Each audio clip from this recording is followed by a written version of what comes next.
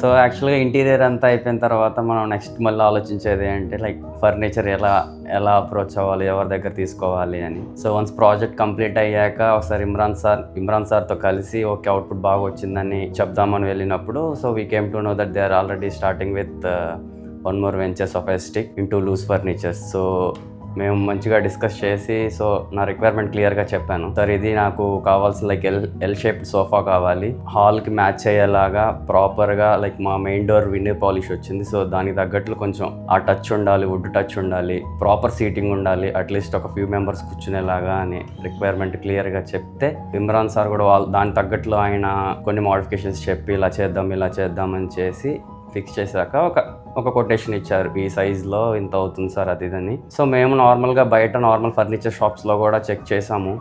So వాటితో compare చేస్తే కొంచెం కాస్ట్ ఎక్కువే అనిపించింది. బట్ వెళ్ళాలా వద్దా ఏంటి అన్న కన్ఫ్యూజన్లో ఉన్నప్పుడు ఓకే మన ఇంటీరియర్ అవుట్పుట్ చాలా బాగా వచ్చింది కదా అని ఒక బిలీఫ్తో మేము ప్రొసీడ్ అయ్యి వెళ్ళాము. సో వన్స్ చెప్పినట్లు ప్రోడక్ట్ డెలివర్ అయ్యాక like we are totally satisfied.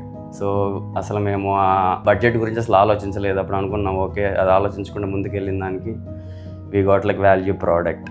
Seriously very happy with the sofa. As far as furniture consider చేస్తే like we highly recommend sofa stick. Don't worry about the quotation what they provide, but you will get very good product once they are delivered.